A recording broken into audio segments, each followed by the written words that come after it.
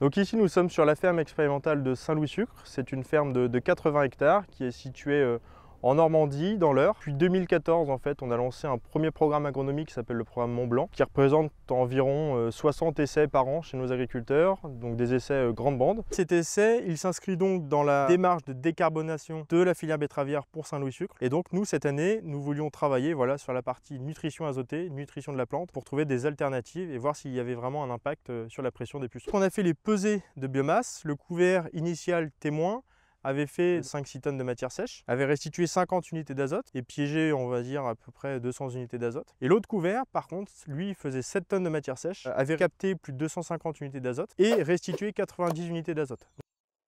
Alors bonjour, je me présente, Clément Bunias, ingénieur en agronomie et responsable de la ferme expérimentale de Saint-Louis-Sucre. Donc Saint-Louis-Sucre est une entreprise agroalimentaire sucrière qui transforme de la betterave sucrière en sucre. Nous avons 2 sucreries en France, donc une à Étrépagny en Normandie et une à Roy en Picardie. Et donc nous travaillons avec un peu plus de 3000 agriculteurs sur l'ensemble de nos sucreries, sur différents bassins de production, le bassin de production normand et le bassin de production picard. Donc Saint-Louis-Sucre est une entreprise française qui appartient au groupe sucrier allemand, qui est le groupe Südzucker, qui est le numéro 1 du sucre en Europe. Donc ici nous sommes sur la ferme expérimentale de Saint-Louis-Sucre. C'est une ferme de 80 hectares qui est située en Normandie, dans l'Eure, à l'est du département, sur l'axe entre Rouen et Cergy-Pontoise. Historiquement, cette ferme était une réserve foncière de la sucrerie qui était cultivée de manière conventionnelle depuis 80 ans globalement. C'est en 2020 que nous avons eu le projet de transformer cette réserve foncière vraiment en ferme expérimentale dont le but était vraiment de mesurer la conversion d'une ferme conventionnelle plutôt à une ferme vraiment en agriculture de régénération des sols, dont le but est de créer des références, de déployer ces références à nos agriculteurs et d'en faire vraiment un support pédagogique pour accueillir à la fois nos clients, nos agriculteurs, mais aussi des écoles, du grand public, etc. La ferme expérimentale de Saint-Louis-Sucre s'intègre dans une démarche agroécologique globale de l'entreprise. Depuis 2014, en fait, on a lancé un premier programme agronomique qui s'appelle le programme Mont Blanc, qui est un programme de réseau d'expérimentation que l'on met en place chez les agriculteurs, ce qui représente environ 60 essais par an chez nos agriculteurs, donc des essais grande bande, où on teste et on innove avec nos agriculteurs. Depuis peu, on développe aussi notre programme Agriculture régénératrice, où nous avons une feuille de route avec une augmentation du nombre d'agriculteurs, dont l'objectif c'est d'avoir 30% de nos agriculteurs intégrés dans notre programme d'ici 2030. Pour Saint-Louis-Sucre, accompagner nos agriculteurs partenaires dans la transition agroécologique était pour nous très important, puisque donc, il y a différents constats qui sont faits, que ce soit la baisse de la fertilité organique dans les sols, sur nos bassins de production. Nous avons également le réchauffement climatique qui impacte de plus en plus nos cultures. Et en augmentant la fertilité des sols, en développant l'agriculture régénératrice, qui se traduit par la transition agroécologique, l'idée c'est vraiment d'aller chercher de la résilience dans nos pratiques agricoles pour pouvoir surmonter davantage ces phénomènes. Et typiquement, on sait très bien qu'en développant ce type d'agriculture-là, c'est clairement notre assurance risque qui va nous permettre de développer ce type de pratique. On a débuté en 2020 par structurer, on va dire, ce projet, ce programme. Et ce que j'ai pu identifier, c'est vraiment 6 étapes clés qui sont vraiment importantes. Premièrement, ça a été de réaliser un diagnostic global sur la ferme, que ce soit d'un point de vue structure, analyse biologique, analyse chimique, analyse biologique, analyse chimique, pour caractériser l'ensemble des parcelles, connaître leur taux de matière organique, savoir sur quelles pratiques on pouvait débuter au début. Donc vraiment ce temps de diagnostic est très intéressant à l'échelle de l'ensemble des parcelles, mais aussi à l'échelle du territoire, puisque l'objectif c'est aussi de connaître sur un territoire donné quelles sont les filières qui sont disponibles pour développer telle ou telle culture, donc augmenter le nombre de cultures dans notre rotation. Donc il y a vraiment eu un benchmark sur l'ensemble des pratiques, sur l'ensemble des entreprises présentes qui pouvaient nous accompagner. Donc ça c'est vraiment la partie diagnostic en étape numéro 1. En étape numéro 2, à partir du diagnostic, ça a été vraiment de construire une rotation qui correspond à l'ensemble des parcelles, ou la plus grande majorité des parcelles sur la ferme. C'est une rotation un peu spécifique, puisque nous avons 8 cultures dans notre rotation, où nous allons concentrer la betterave sur 3 ans. L'idée, c'est de concentrer la betterave sucrière qui apporte, lors de certaines interventions comme l'arrachage, des soucis de structure de sol, puisque les arrachages sont quand même des interventions assez compliquées par moment. Et donc l'idée, c'est vraiment de concentrer la betterave sucrière sur 3 ans, donc en faisant une betterave, un blé et ensuite une betterave, et ensuite laisser 5 ans de différentes cultures et différents leviers agronomiques pour restructurer le sol. Donc pour reprendre sur la rotation, donc on a en premier lieu une betterave, ensuite un blé, à nouveau une betterave, et là ensuite on va enchaîner avec une succession de cultures dont le but est vraiment de restructurer le sol, et puis à travers notamment avec les couverts végétaux et la façon de les implanter. Et donc là on va enchaîner ensuite avec soit une orge de printemps ou du maïs grain. On va ensuite mettre une céréale à nouveau, un blé en général. Là on va partir sur un colza qu'on va associer avec des légumineuses comme du trèfle. Et ensuite on fera 2 céréales sous couvert de trèfle en général. Donc c'est la plante légumineuse qui accompagne le colza et les blés suivants. Et ensuite on retourne en betterave sucrière, betterave, blé, betterave. Donc voilà, une rotation de 8 ans avec différentes cultures. Et en plus de la rotation, donc on a différentes parcelles qui ne s'intègrent pas forcément dans la rotation, puisque les conditions de sol sont plus hétérogènes. Et donc on a également du miscanthus, de la luzerne, et puis depuis peu on a aussi de la févrole que l'on développe chez Saint-Louis Sucre, et qu'on va intégrer au fur et à mesure dans la rotation, et qui viendra s'intercaler entre le maïs, l'orge de printemps sur cette culture après la betterave sucrière. Donc ça c'était l'étape numéro 2, vraiment la partie choix de culture, rotation à partir du diagnostic réalisé. Ensuite la troisième étape, c'est vraiment d'intensifier le végétal. Intensifier le végétal, j'entends par là introduire des cultures qui vont restituer de la matière sèche comme du maïs grain. Ça va être vraiment développer les couverts végétaux, c'est vraiment utiliser les couverts végétaux comme une culture à part entière. C'est une culture qu'on va accompagner, qu'on va, on va dire, bichonner pour essayer de faire un maximum de matière sèche, de couverts. Et donc on va intégrer les couverts végétaux entre une culture d'automne et une culture de printemps. Mais l'idée c'est aussi d'essayer de faire des couverts par exemple entre 2 céréales ou entre 2 cultures d'automne. Donc c'est vraiment maximiser l'utilisation de biomasse, de couverts et de cultures pluriannuelles comme le trèfle qu'on va intégrer dans le colza pendant 3 ans. Donc voilà, c'est vraiment diversifier et maximiser la présence du végétal. Le quatrième point, c'est réduire le travail du sol. Comment on implante ces végétaux, comment à travers les différentes interventions de travail du sol, on évite de déstructurer le sol par des interventions plus ou moins importantes qui peuvent déstructurer le sol. Et vraiment la façon de travailler le sol est pour nous quelque chose d'important, puisque alors on ne stigmatise pas labour non labour si on n'est pas dans un système entre guillemets dogmatique. Mais l'idée c'est vraiment de restreindre le travail du sol au maximum. Par exemple, la plupart des céréales, les couverts végétaux, etc. sont semés en direct. Mais l'idée c'est moins on travaille le sol, mieux on se porte selon les conditions. Et donc voilà, ça c'est vraiment le quatrième point, réduire le travail du sol. Ensuite, le cinquième point, c'est vraiment la gestion de la fertilisation organique et minérale. Comment on accompagne les cultures dans cette transition d'un point de vue fertilité, c'est très important sur la partie notamment fertilisation azotée. L'objectif à terme, c'est bien de réduire la fertilisation azotée, puisque l'idée c'est vraiment d'engranger, c'est l'objectif ultime, mais c'est vraiment d'engranger le cycle de l'auto-fertilité du sol. Même si au début on se rend compte que diminuer tout de suite l'apport de fertilisation azotée est souvent une erreur, puisque pour fixer de la matière organique dans les sols, on a vraiment ce ratio carbone, azote. Donc c'est vraiment important de ne pas réduire dès le début la fertilisation azotée, notamment avec la restitution des pailles qui va venir, qui va être assez importante. Donc la gestion de la fertilité, c'est vraiment un point très important sur lequel on travaille. Donc ça c'était le cinquième point, et je dirais que le sixième point c'est vraiment la protection phytosanitaire.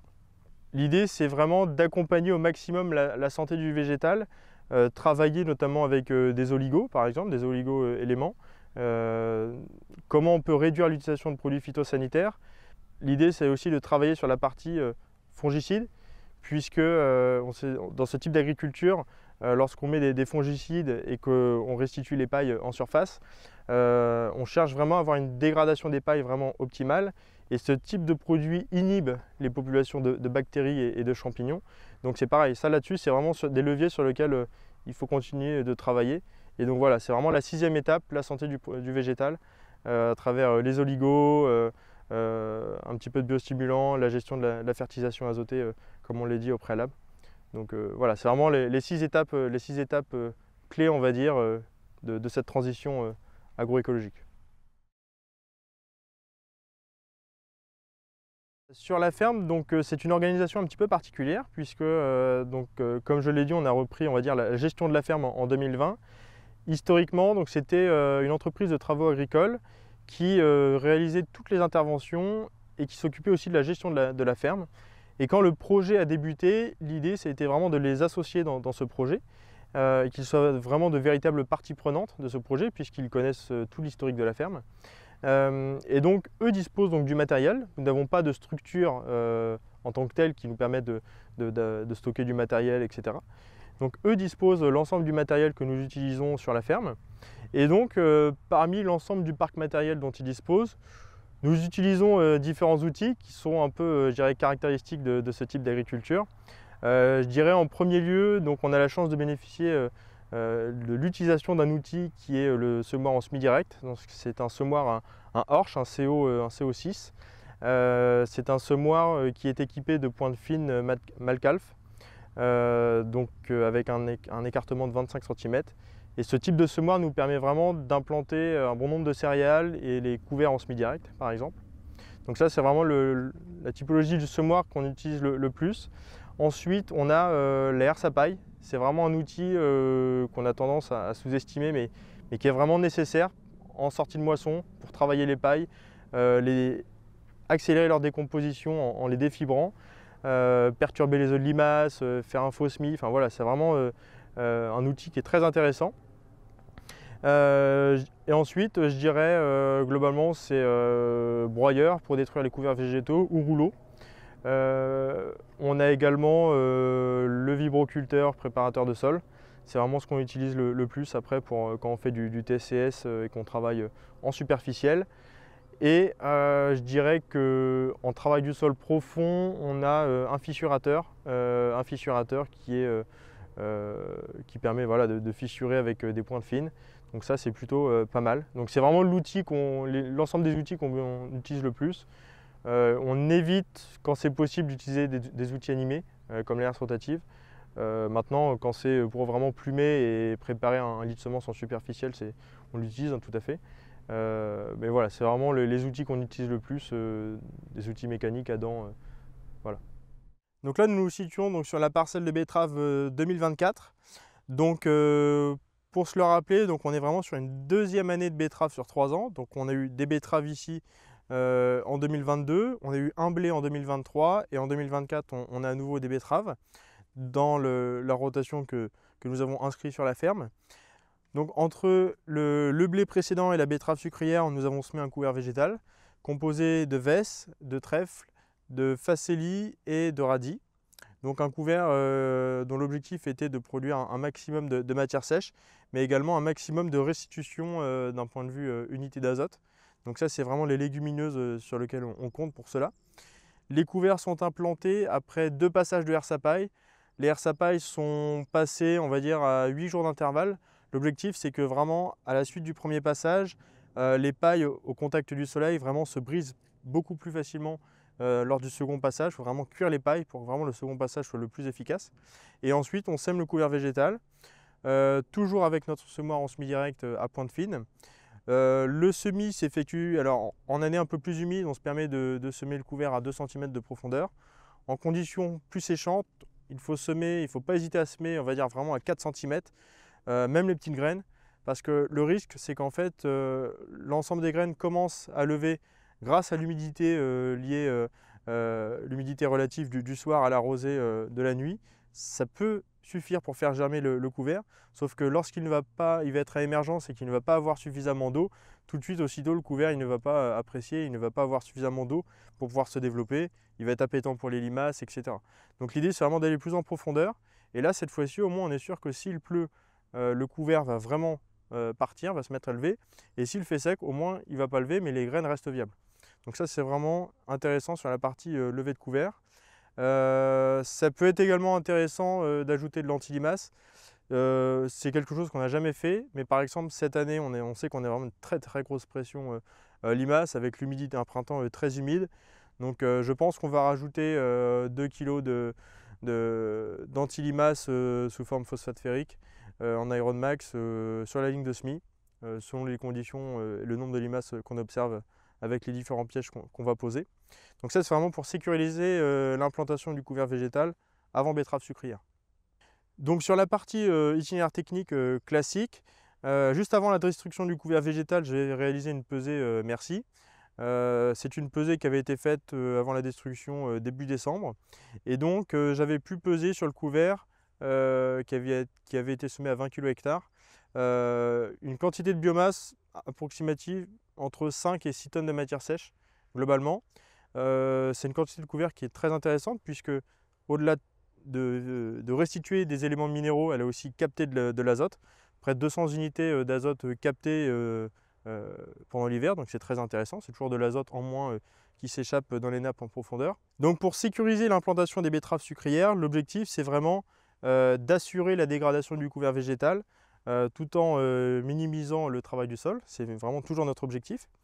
Donc lorsqu'on a fait nos pesées de biomasse sur la couvert, début décembre, mi-décembre nous avons pu détruire le couvert, donc ça s'est fait par un broyage mi-décembre sur le gel, et aussitôt ensuite on a passé un chisel à 12 cm pour incorporer légèrement les pailles, et puis également pour exposer les argiles au gel-dégel sur cette surface de terre. Il faut savoir que sur cette surface, nous avons des taux d'argile supérieurs à 16% sur des zones, et donc il est vraiment important d'exposer les argiles au gel-dégel en entrée hiver.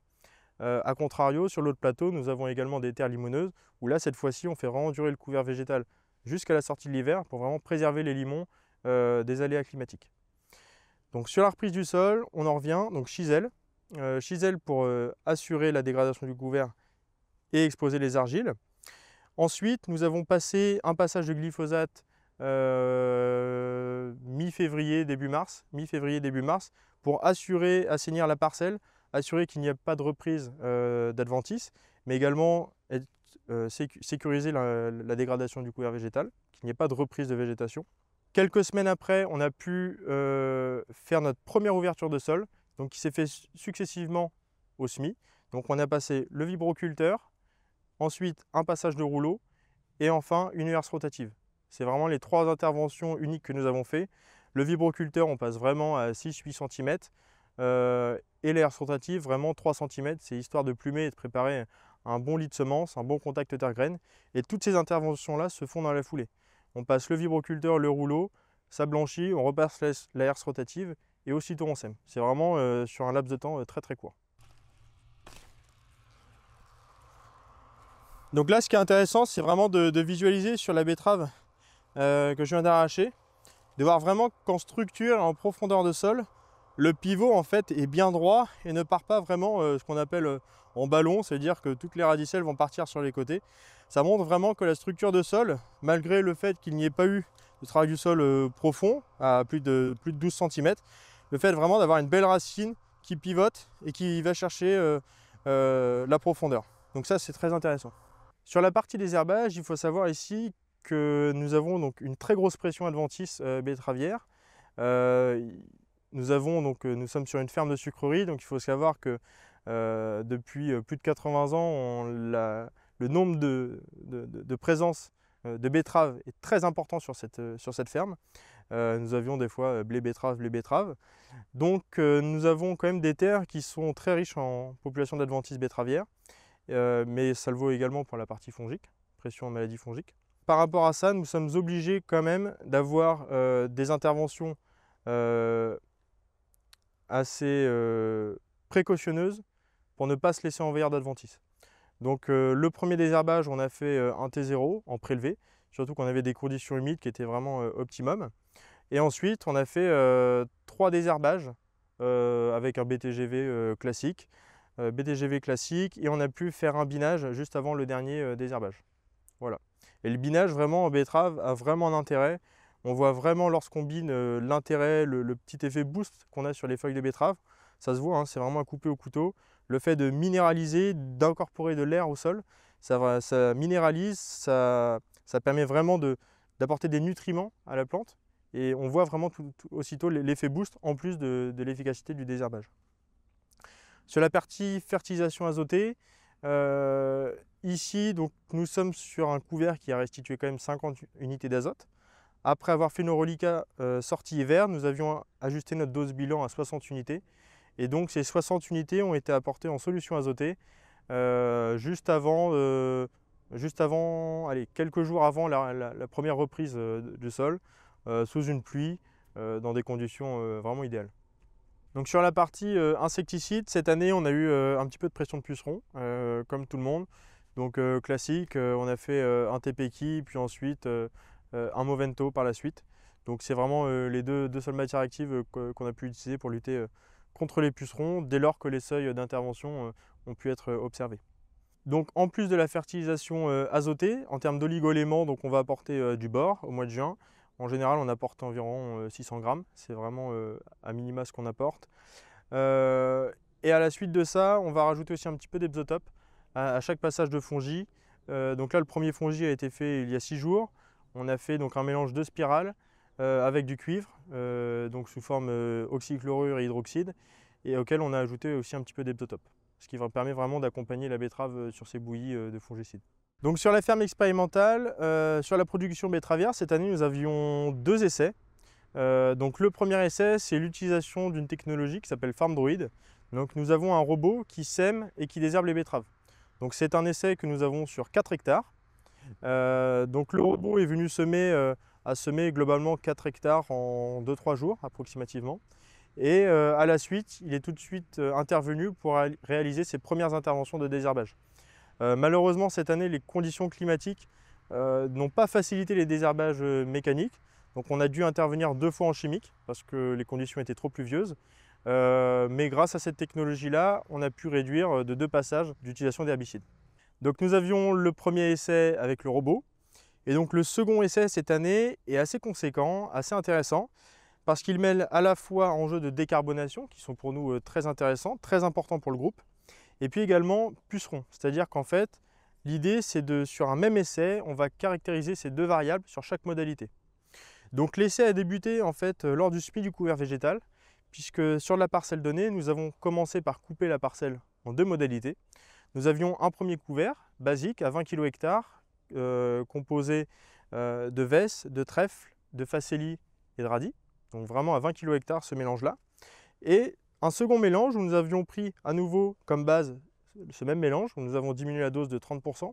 Mais cette fois-ci, on a rajouté 30 kg de vesse supplémentaire, la vesse commune. Et donc l'idée, c'était vraiment de comparer l'évolution de ces 2 couverts en termes de biomasse et de restitution azotée potentielle.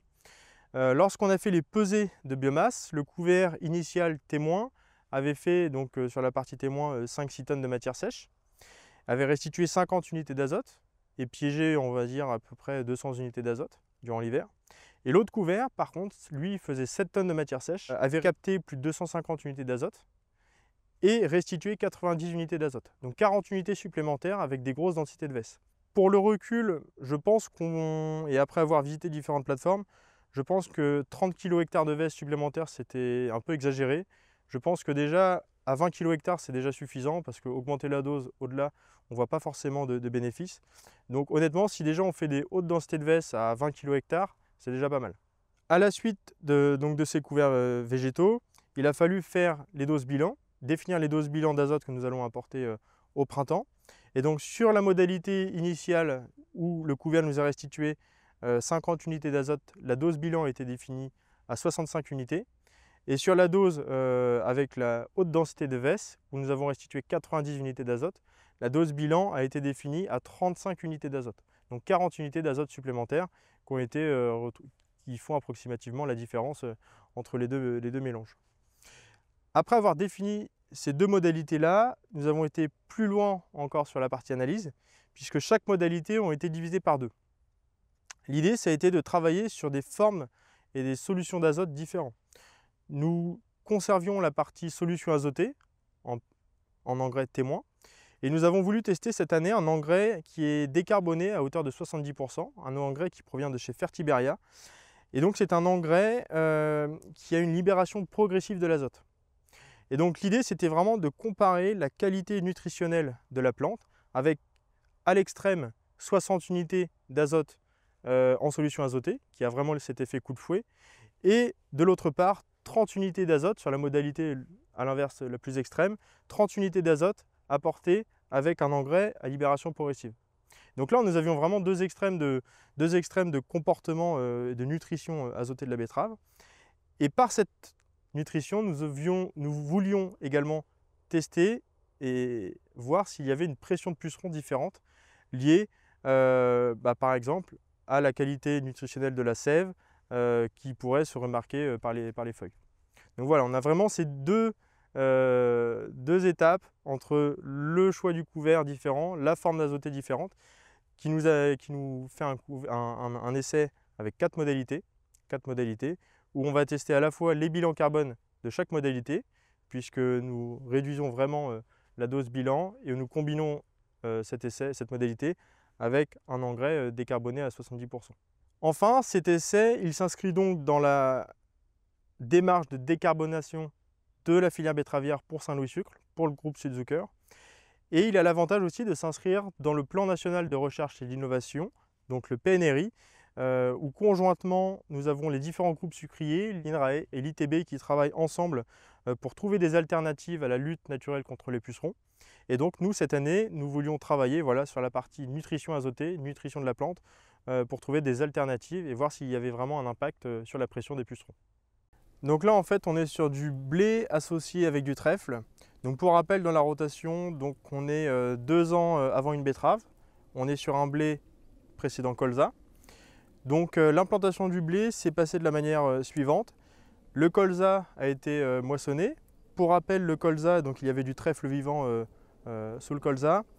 Le colza a été moissonné, les cannes ont aussitôt été broyées. Le fait de broyer les cannes de colza, qui sont en fait très rigides, ça permet aux rapaces de pouvoir chasser et d'accéder facilement aux campagnols. Donc ça, c'est vraiment une lutte biologique qui est mise en place, tout simplement. Et puis le fait de broyer des cannes aussi très rigides et très épaisses, ça permet aussi d'accélérer la dégradation de ces pailles-là. Ensuite, après le broyage, on passe un passage de herse à paille. Ce passage permet à nouveau de répartir les pailles du colza et aussi de perturber les limaces, perturber les œufs de limace, on est quand même sur du colza. Et puis, dernier avantage, ça permet aussi de mettre un petit peu le sol en condition de fausse mie et de faire relever un petit peu les colzas, d'accompagner le lever de colza. Et donc, on va dire, un mois et demi après le battage du colza, on se retrouve avec un couvert qui est vraiment intéressant, composé de trèfle et de colza. L'inconvénient qu'on peut observer dans ces systèmes-là, c'est que c'est souvent compliqué d'avoir une parcelle très homogène en trèfle. Et pour le coup, heureusement qu'on a les repousses de colza qui viennent vraiment combler ces petits trous. Et puis on va dire que 3 semaines avant le semis du blé, on va faire à nouveau un broyage pour vraiment limiter et maximiser le mulch de résidus de couvert. Ça va accélérer la dégradation aussi des éléments. Après avoir broyé, on va compter en général 3 semaines avant de faire le premier de semis de blé. Donc le semis de blé se fait avec notre semoir en semis direct, donc à pointe fine, écartement 25 cm. Donc cette année sur les 2 parcelles qu'on a conduit ainsi, c'est de la variété Audace, semée à 290 grammes mètre carré. Aussitôt le semis, on passe un glypho. L'objectif c'est vraiment de maîtriser, alors qu'il y a quelques repousses de dicote, ça permet de calmer à nouveau le trèfle. Et puis ça permet aussi de détruire les graminées qui pourraient relever sur cette période-là. Donc ça c'est le glypho en désherbage. Sur la partie semis, on y intègre aussi souvent sur la ligne de semis un Métarex duo, donc phosphate ferrique et métaldéhyde, qui ont vraiment une combinaison d'action intéressante pour lutter contre les limaces. Donc là vraiment sur la ligne de semis, et s'il y a une pression importante, on peut rajouter du phosphate ferrique en surface à 2 kg hectare. Sur la partie désherbage, le premier désherbage, ça va être un prosulfocarbe associé avec un diflufénacil et du flufénacet, donc Battle Delta. Et c'est sur ce premier passage aussi, s'il y a besoin, s'il y a une pression puceron, on va passer une lambda salotrine, donc du sentinelle, et pour essayer de calmer le jeu en termes de pression puceron. Sur le second désherbage, donc là cette fois-ci on passe en chlorotellurone, donc tableau 700, et puis on repasse un passage de diflufénacil.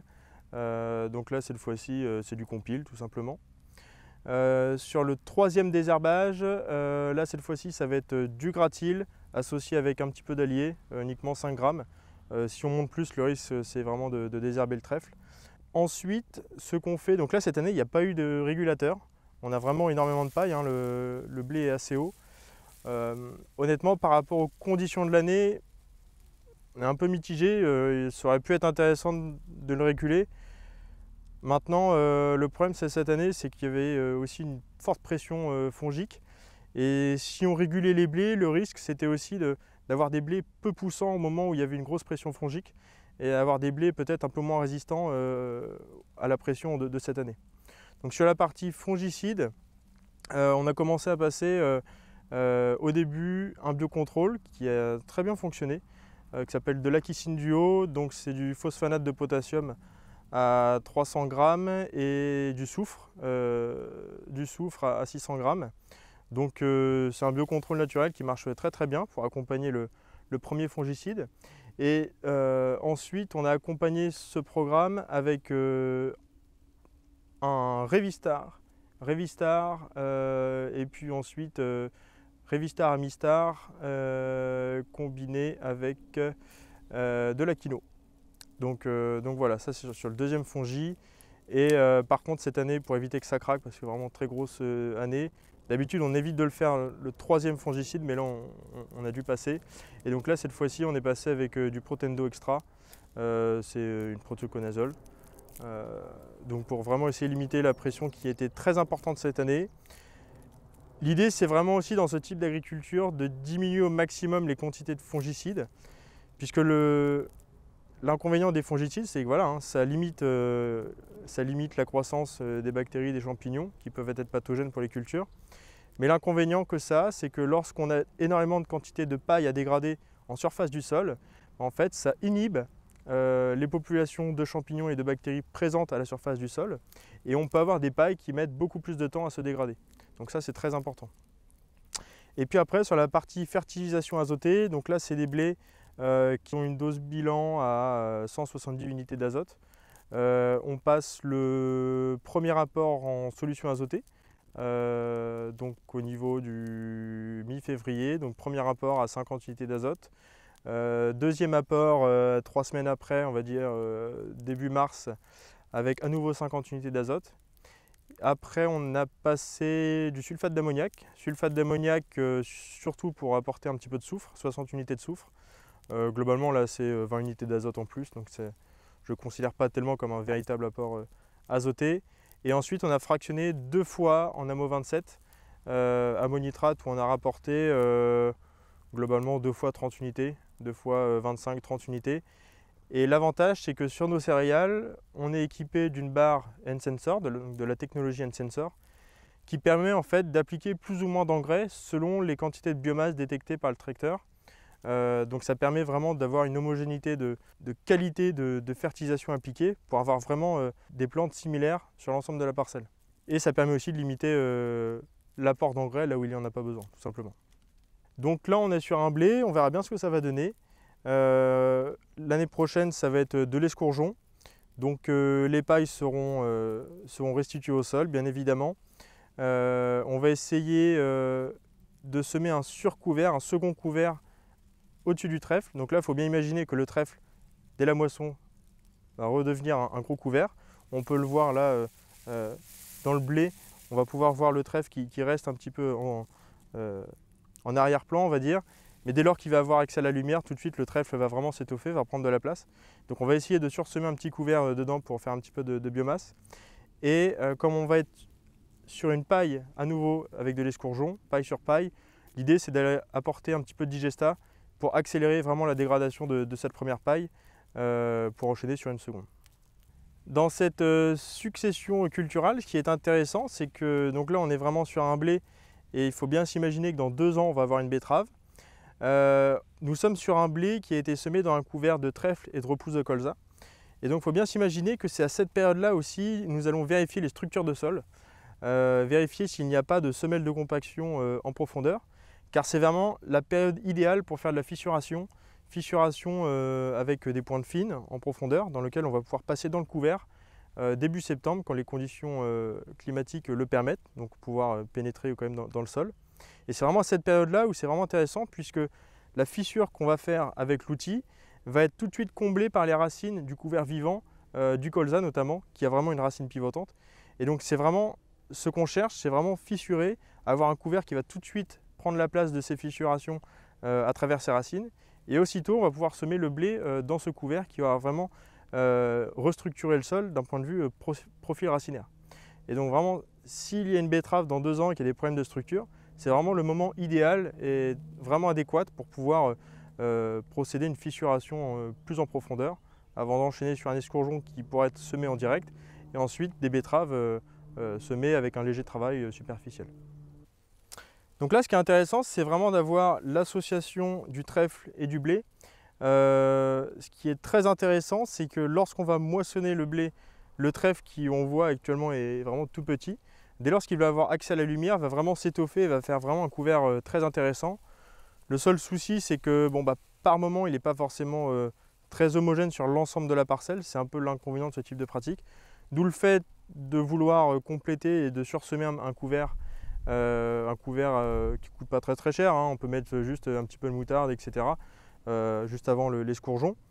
Donc ça c'est le premier point. Et ce qui est intéressant, c'est que sur la partie fertilisation azotée, j'imagine que le trèfle peut apporter un petit plus sur la partie fertilisation azotée. On est quand même sur des blés que l'on fertilise d'habitude à 190-200 unités. Là cette fois-ci on est plutôt descendu à 170 unités, donc une réduction de 20-30 unités. On va voir si cela se confirme d'un point de vue taux de protéines dans les céréales. Mais voilà, l'idée c'est aussi d'avoir un petit peu cette diminution, cette réduction d'apport d'azote grâce au trèfle vivant qui continue de vivre sous le blé. Là, à titre d'exemple, on voit bien l'association avec le blé et le trèfle. Alors, le trèfle tel qu'il est à ce stade de développement n'est pas représentatif de ce qu'il est à l'intérieur de la parcelle. Mais en fait, c'est vraiment un trèfle à un stade que l'on pourra retrouver après la moisson, lorsqu'il aura accès à la lumière. Donc là, c'est vraiment une bordure de champ qui montre comment le trèfle sera développé après la moisson.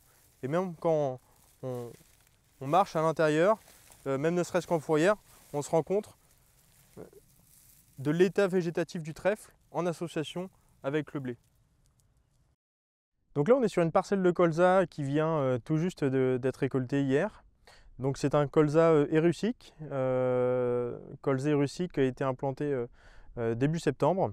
Habituellement, les colzas sont toujours semés en semis direct. Ils sont semés en général entre le 20 août et le 1er septembre.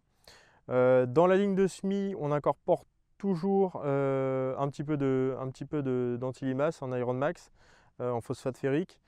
On y intègre toujours aussi un petit peu de fertilisation azotée, vraiment minime, histoire de faire un petit peu engrais starter. Et puis on associe toujours le colza avec d'autres espèces. Donc on a le trèfle que l'on maintient en culture pluriannuelle sur 3 ans avec le blé et le futur escourgeon. Et ensuite on a aussi le fenugrec et la févrole qui viennent vraiment accompagner le développement du colza, mais qui eux se retrouvent sénescents dès lors qu'il y a les premières gelées.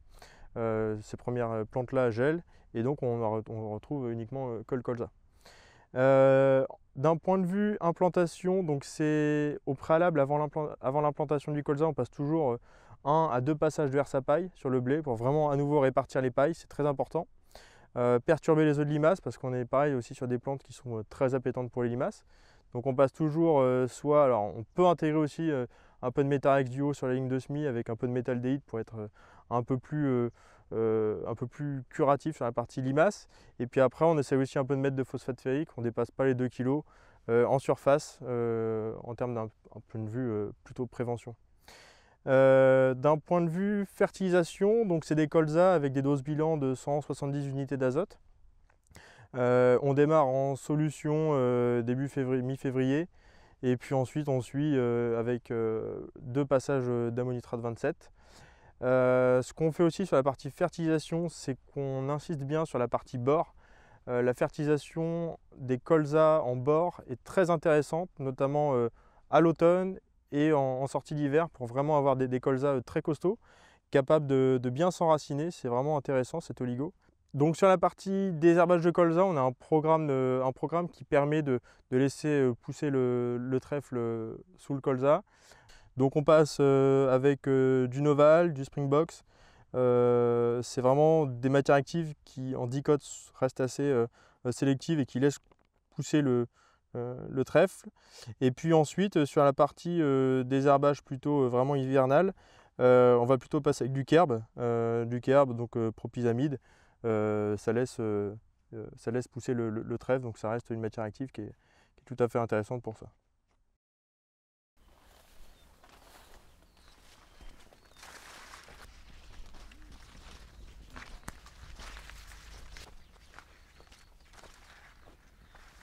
Précédemment au maïs, donc, il y avait une betterave sucrière d'implantée. Donc une betterave qui a été arrachée en dernier tour, donc avec un enlèvement tardif. Donc à la suite de ça, les betteraves ont été arrachées mi-décembre, dans de conditions qui étaient relativement encore correctes. Ensuite, vraiment, on ne touche pas le sol. L'objectif, c'est vraiment d'éviter de réaliser des interventions mécaniques sur un sol humide, peu portant, et qui pourrait provoquer vraiment une semelle d'intervention, une semelle en profondeur liée au travail du sol. Et donc au printemps, quand les conditions le permettent, la première intervention qu'on va réaliser, c'est avec une charrue Perrin. Donc c'est le fissurateur qu'on utilise. Alors c'est pas une charrue en tant que telle, c'est le nom de l'outil, mais c'est un outil en fait avec des pointes fissuratrices et des disques. Et donc là, le but, c'est vraiment de s'assurer d'une bonne structure de sol pour le maïs grain, puisqu'on était, donc pour se rappeler, on avait des betteraves cette année et donc aussi également il y a 2 ans, donc où on réintègre la culture de printemps. Et donc voilà, on cherche vraiment avec la charrue Perrin une bonne structure de sol. Donc on fait un premier passage de charrue Perrin avec ses pointes fines pour structurer en profondeur. Ensuite, on va passer un passage de vibroculteur pour vraiment émietter, préparer un lit de semences relativement fin. Et en fait, on va alterner avec un passage de rouleau pour casser les petites mottes. On va refaire un deuxième passage de vibroculteur, mais à chaque fois, le travail, c'est vraiment 4-5 cm de profondeur, hein, max. Et à nouveau un rouleau. Donc vibroculteur, rouleau, pour vraiment refermer la structure, avoir un bon réappuyage sur le sol, avoir un sol assez peu soufflé. Et donc ensuite, on vient semer le maïs, donc le maïs qui est semé à la suite. Donc d'un point de vue désherbage, on avait fait un glypho en fait, on va dire avant la reprise de l'outil plus profond, pour vraiment en fait supprimer les repousses et les têtes de betterave, puisque ça peut être des facteurs de réserve de jaunisse typiquement. Donc c'est vraiment quelque chose qu'il faut s'assurer, vraiment détruire les repousses de plantes de betterave. Donc on a fait un passage de glypho et ensuite à l'implantation, quelques jours après l'implantation du maïs, on a fait un premier et unique désherbage composé, donc c'était une bouillie composée de d'Isar, de Caliprime Extra et de Dual Gold. Voilà. Et donc ça c'est vraiment sur la partie désherbage. On a voulu également par la suite, courant juin, faire un binage. Malheureusement, la disponibilité en matériel n'a pas pu permettre de réaliser l'intervention. C'est resté quand même néanmoins très propre. L'intérêt du binage, là, c'était vraiment de minéraliser, vraiment injecter de l'air minéralisé au pied, casser cette petite croûte qui donne un petit peu un effet boost pour le maïs. Sur la partie fertilisation, on a incorporé 50 unités d'azote avec un engrais décarboné, un engrais qu'on utilise, avec lequel on travaille, un engrais qui provient de chez Fertiberia. C'est un engrais avec une libération progressive de l'azote, avec un enrobage spécifique autour du granulé. Et c'est un granulé qu'on a incorporé sur la ligne de semis de maïs. Donc on a incorporé 50 unités d'azote au démarrage. Et ensuite, un mois après, on a rajouté à nouveau 60 unités d'azote sous forme ammonitrate 27. Donc 50 unités d'azote en ammonitrate. Et par la suite, on a complété un petit peu la partie oligo sur la partie phosphore, zinc notamment, avec du tonillin, donc, qui est plutôt pas mal avec, sur la partie zinc, soufre.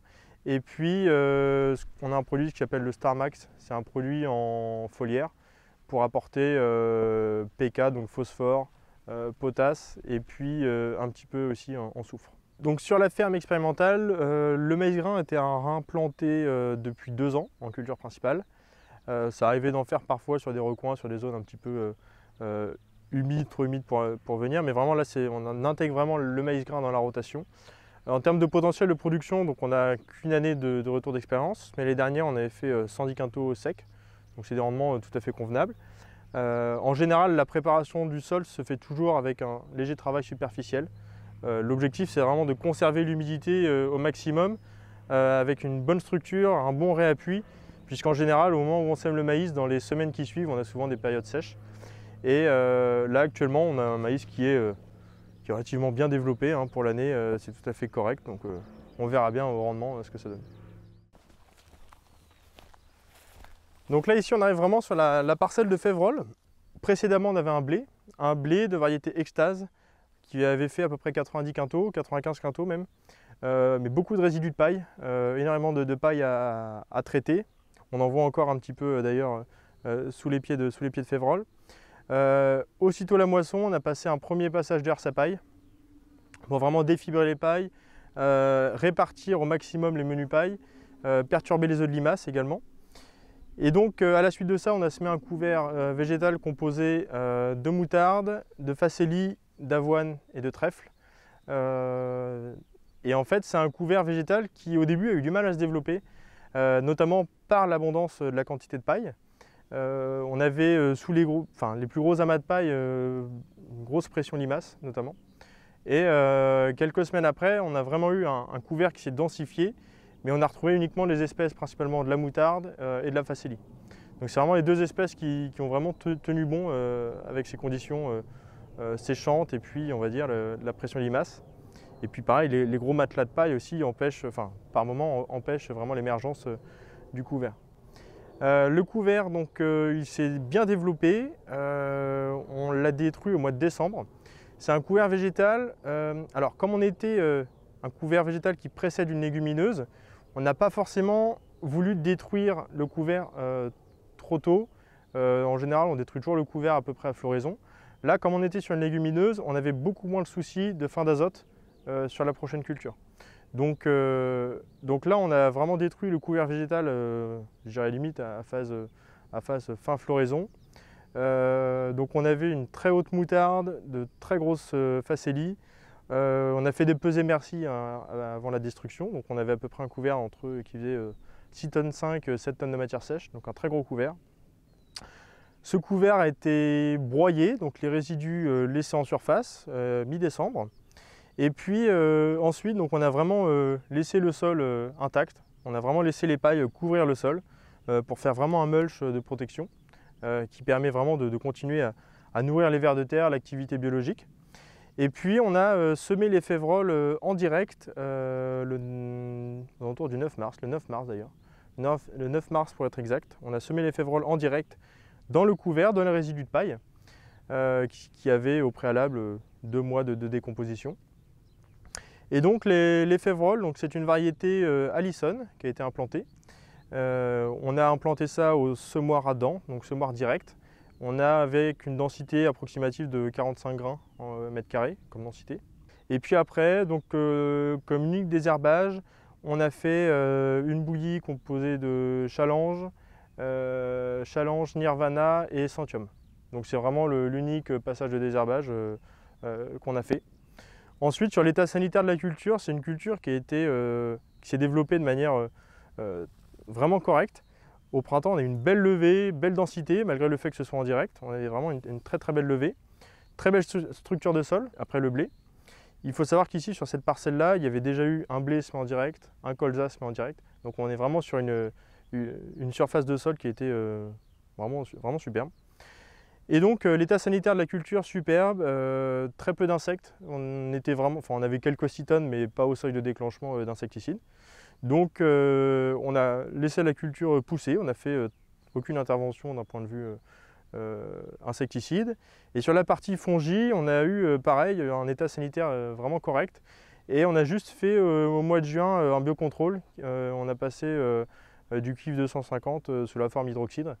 Donc hydroxyde de cuivre pour limiter, alors c'était vraiment à cette époque-là, c'était vraiment un peu le mildiou qui commençait à monter. Donc c'est l'unique passage entre guillemets de fongicide biocontrôle naturel qu'on a passé. Donc la févrole sur la ferme a été cultivée pour le plan protéines de Saint-Louis-Sucre que l'on développe à titre expérimental. Donc pour cela, on est organisé et on travaille sur la partie févrole de plus en plus pour accompagner nos agriculteurs. On avait l'année dernière 30 hectares, cette année 300, donc on est vraiment dans une phase de développement. Et pour développer ce programme, donc, je collabore avec Hugo Debreu, qui est le responsable de la durabilité agricole, et qui pilote ce programme avec moi sur la partie févrole, plan protéines, au sein du groupe Südzucker. Donc là, on a vraiment un plan de févrole qui est vraiment assez haut. On peut considérer des févroles qui font approximativement une hauteur de entre 1,80 m et 2 m, 2,50 m pour les plus hautes.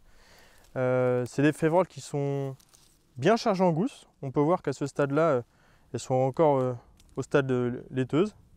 Voilà. Et donc ces févroles ont été implantés en direct. Donc ce qui est intéressant, c'est qu'on voit encore ici au sol les résidus de paille à la fois donc, du blé de l'année dernière, mais également du couvert végétal, puisque c'est vraiment un couvert qu'on a laissé lignifier longtemps.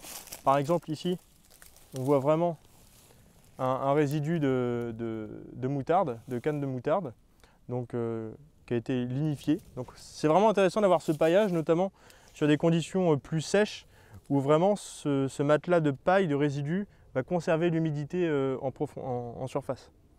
Et donc voilà, on a des févroles qui sont assez grandes, qui sont belles, qui sont bien remplies en cosse. À ce stade de maturité de la culture, donc là on voit vraiment que l'état sanitaire en fait, de la févrole craque, hein, si on peut dire.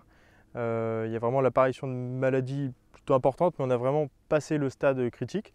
Donc on a vraiment de belles cousses, on est vraiment en phase sénescente. Ce qu'on aurait pu faire aussi, c'est peut-être réguler les févroles. Elles sont un peu hautes.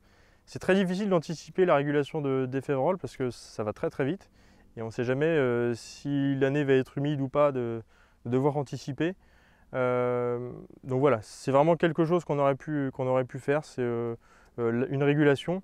Maintenant on va voir au rendement si on aurait eu raison ou pas, parce qu'elles ont quand même bénéficié de la lumière. L'écartement de 45 permet aussi d'avoir plus accès à la lumière qu'un semis à 18 cm d'écartement. Donc voilà. Et en termes d'espèces de profil maladie, c'est surtout mildiou qu'on avait observé au début. Avec notre faible retour d'expérience, on ne savait pas trop si le mildiou avait vraiment un impact vraiment sur la partie rendement. Donc on a passé uniquement l'hydroxyde de cuivre. Et là ensuite, en fin de cycle, on voit un petit peu de rouille et de botrytis apparaître. Mais à ce stade-là, ce n'est plus impactant pour la culture. Bonjour, Hugo Debreu, responsable de la durabilité agricole chez Saint-Louis-Sucre, en charge de la décarbonation du scope 3 d'une part et d'autre part du plan protéines, donc les févroles qu'on peut voir ici à destination de la protéine végétale. Donc la févrole chez Saint-Louis-Sucre, ça s'inscrit dans le plan stratégique Get the Power of Plant 2026+, où est inscrit une partie durabilité et partie protéines. Donc la févrole chez Saint-Louis-Sucre et Südzucker. Donc chez Saint-Louis-Sucre, ça fait 2 ans qu'on expérimente la févrole. Première année 2023, premier test agronomique avec 6 parcelles précisément et une trentaine d'hectares en test. Test concluant puisque cette année en 2024, on a fait un x10 globalement et on arrive à 300 hectares et environ une petite cinquantaine de planteurs qui nous suivent dans cette aventure. 350 planteurs pardon, qui produisent de la protéine, donc de la févrole de printemps à titre expérimental pour tester agronomiquement la pertinence de cette culture en France, dans notre terroir, donc terroir normand et terroir picard. Ici on est sur de la févrole de printemps, sans vicine, sans convicine, qui est vraiment une des particularités pour la protéine végétale. Donc uniquement de la févrole de printemps avec des caractéristiques spécifiques, pas de vicine, pas de convicine pour la bonne transformation de la protéine et pour ne pas avoir d'allergènes globalement. Donc c'est de la protéine qui va être à destination de végétales, le marché vegan en partie, les liants, les structurants qui vont être transformés pour l'instant en Allemagne dans une usine située dans la Ruhr et on l'espère plus tard peut-être en France. En 2023, de très bons résultats sur la févrole avec sur les 30 hectares un rendement moyen de 40 quintaux qui est très bien à notre sens sur de la févrole de printemps. Cette année, la plaine est très belle. Au total, sur les 300 hectares, on a eu des semis très tardifs. C'est global sur les cultures de printemps, hein. On pourra voir sur la betterave des semis très tardifs. En févrole, c'est pareil. Un semis moyen, on était vraiment précoce sur la partie Saint-Louis, grâce notamment à la CS. On était dans les semis les plus précoces. Le semis moyen en févrole cette année, févrole de printemps chez nous, était aux alentours du 1er avril globalement. Donc on s'est interrogé sur le potentiel agronomique avec un semis si tardif et sur une année pluvieuse. On peut voir cette année en 2024. On voit vraiment un très bon potentiel agronomique avec des rendements qui semblent prometteurs, en tout cas pour cette année. On juge sur une estimation d'environ 3,5 tonnes, 4 tonnes encore en moyenne. Globalement, on a vu une grosse pression fongique, notamment due à une année humide.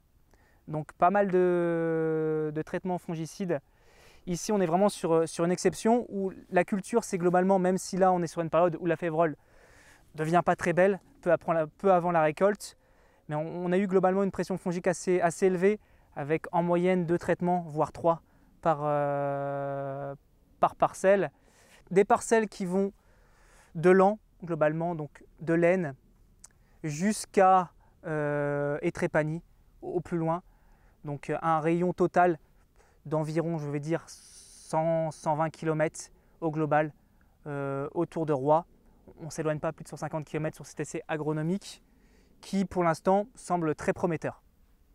La févrole, en quelques mots, beaucoup d'atouts. Niveau de la rotation, on est vraiment sur un très bon précédent. C'est une légumineuse, donc le blé qui va suivre, on aura vraiment un gain de rendement lié à l'apport d'azote. En termes d'intrants sur la culture, on est sur une culture déjà qui sème facilement, donc un semis qui reste assez facile. On est sur un faible niveau d'intrants, il n'y a pas de besoin d'azote, environ 70 unités de pK en fonction de comment le sol est pourvu au global. Donc vraiment un niveau de charge qui reste assez bas par rapport à des cultures similaires, qui va nous donner une marge brute avec notre cahier des charges qui va se situer globalement au-dessus des autres cultures de printemps ou les autres cultures en concurrence. Donc vraiment quelque chose qui reste très intéressant à ce niveau. Donc là on est sur une parcelle de luzerne qui a 3 ans. Elle a été implantée en 2021, au mois de septembre, après un blé. Donc c'est une luzerne en fait qui a été implantée sur une parcelle assez hétérogène. On a vraiment 3 types de sols sur cette parcelle-là.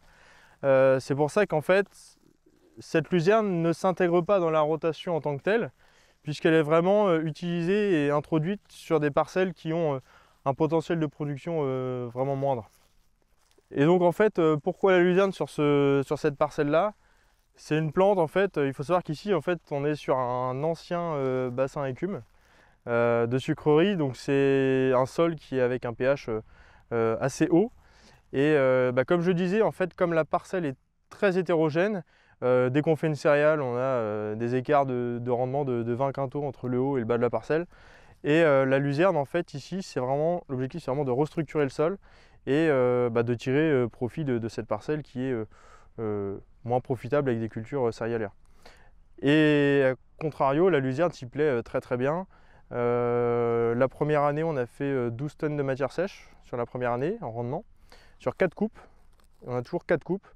La deuxième année, on a fait 16 tonnes de matière sèche, toujours en 4 coupes.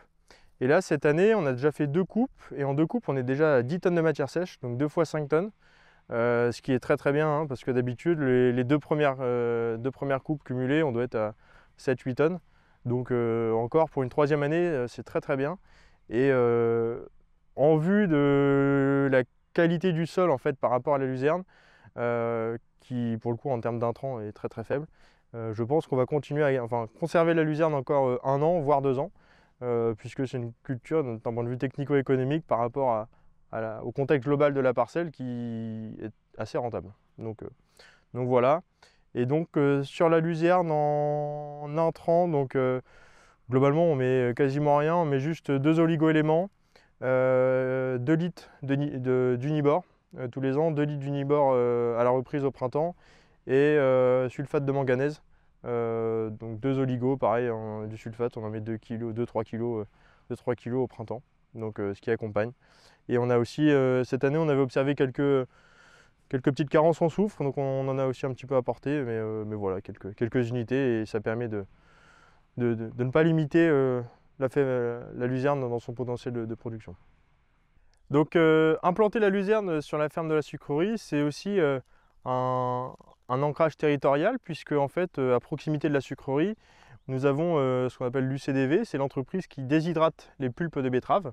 Et c'est une entreprise aussi qui déshydrate la luzerne. Donc l'entreprise locale est située à 7 km, 7-8 km. Et en fait, elle réalise 4 coupes par an pour couper la luzerne et la valoriser en bouchon pour l'alimentation animale. On a ici la luzerne, qui est la matière à déshydrater. Et en fait, juste à côté, nous avons du miscanthus. C'est une plante qui est aussi valorisée par l'UCDV. Mais cette fois-ci, c'est utilisé comme comburant pour alimenter leur four, leur chaudière.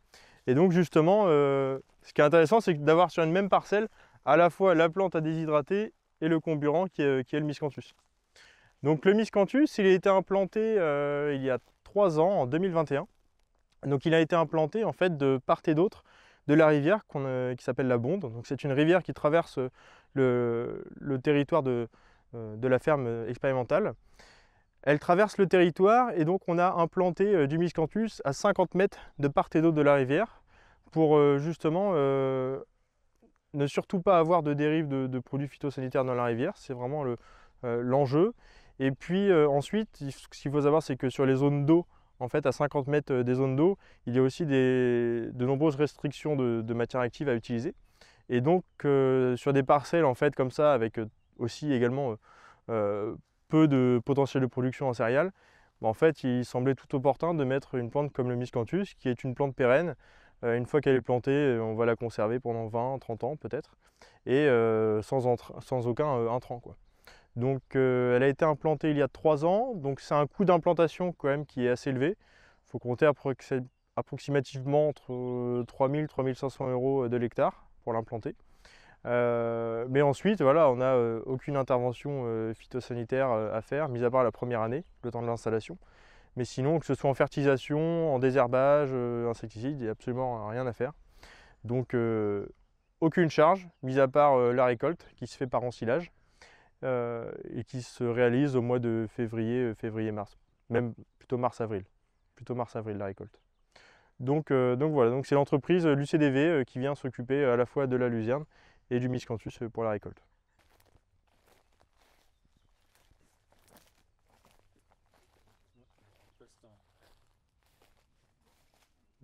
Donc là on est au bordure de la parcelle de miscanthus, donc automatiquement il y a un bon nombre d'adventices comme des orties qui sont présentes, mais bon, à l'intérieur c'est beaucoup plus propre.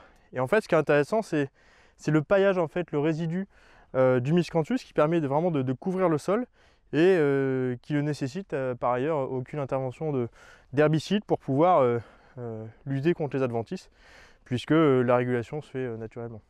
C'est marrant, donc là on a une adventice qu'on appelle la grande bardane. Donc c'est pas forcément le type d'adventice qu'on apprécie voir en grande culture. Mais bon, aux abords du miscanthus, là, comme c'est là, c'est pas forcément hyper gênant. Et puis ça attire tout un tas de pollinisateurs assez intéressants. En 2021, on a réimplanté plus de 2 km de haies d'arbres sur la ferme, avec des espèces multiples. On a différentes espèces telles que le fusain d'Europe, le cornouiller sanguin ou encore le saule-marceau qu'on voit juste ici. Donc c'est vraiment des espèces qui sont très bien adaptées, qui poussent très rapidement. Maintenant, il ne faut pas se le cacher, il y a aussi de l'entretien sur ces linéaires de haies-là. Et ça permet vraiment de créer des corridors écologiques, mais surtout et principalement de pouvoir jouer plus facilement sur l'assolement, sur la rotation, pouvoir vraiment restructurer les parcelles et les scinder de manière plus pérenne. Donc voilà un petit peu l'aménagement, donc 2 km de haies et d'arbres. Et puis on a également environ 0,7-0,8 hectares de bandes fleuries qui sont répartis sur les différentes zones de la ferme. Donc là on se retrouve sur un exemple de bandes fleuries qu'on a semé sur l'ensemble de l'exploitation, qui représente à peu près un demi-hectare sur l'ensemble de la surface. Donc c'est des bandes fleuries qui ont été semées mi-juin, puisque les conditions climatiques ne le permettaient pas avant. Et donc en fait dans cet ensemble de mélanges, on retrouve différentes espèces. On a ici du trèfle doré, on va avoir du trèfle incarnat, trèfle d'Alexandrie. Ici on a la facélie. Ici on va également avoir de la mauve. Et puis ici on va avoir du chia. Voilà, donc avec le trèfle.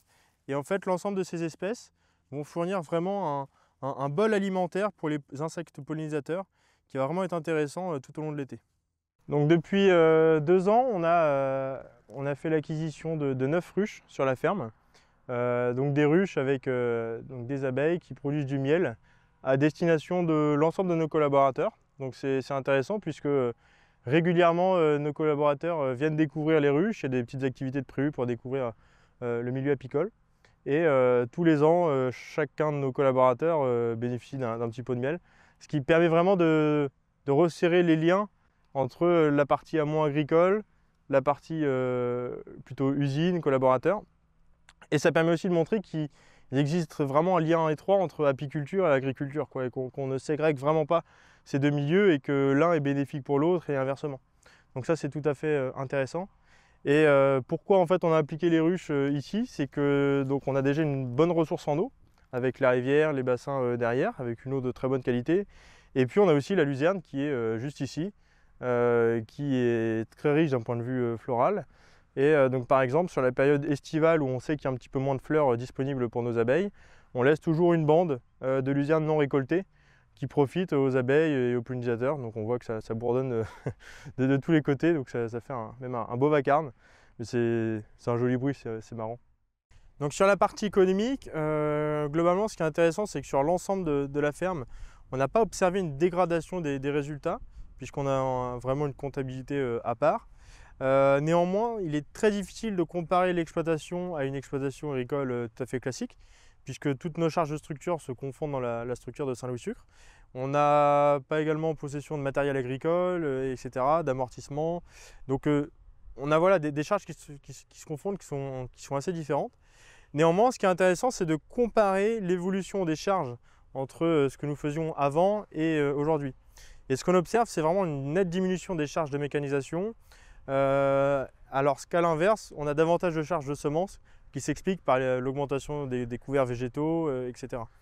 Donc ça, c'est vraiment deux charges qui sont, on va dire qu'il y a vraiment un transfert de charges entre les charges de mécanisation et les charges de semences. Maintenant, dans son ensemble, on va dire que les charges ont assez peu évolué.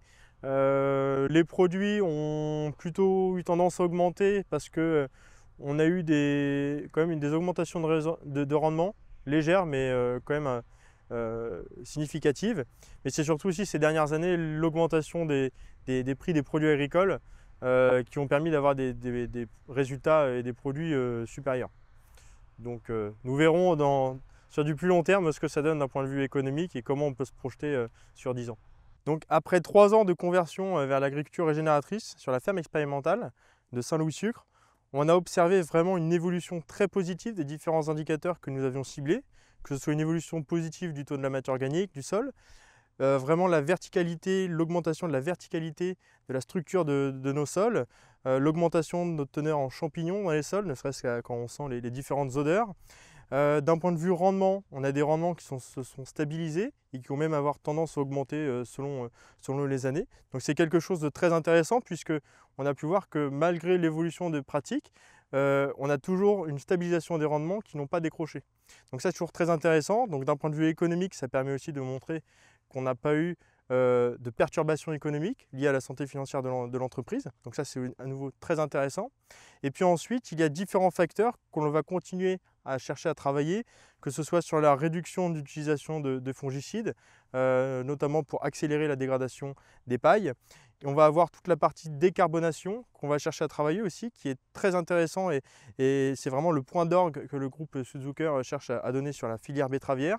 Et puis enfin, on va également chercher à travailler sur toute la partie association d'espèces, association variétale également, sur les cultures, pour encore une fois réduire la pression ravageur et réduire l'utilisation de produits phytosanitaires.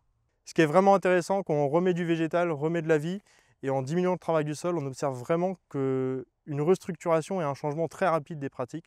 Donc malgré des changements, des évolutions de pratiques assez conventionnelles ces 30 dernières années, avec la présence de végétal en l'espace de 3-4 ans, on observe vraiment des choses qui sont magnifiques et qui évoluent très très vite.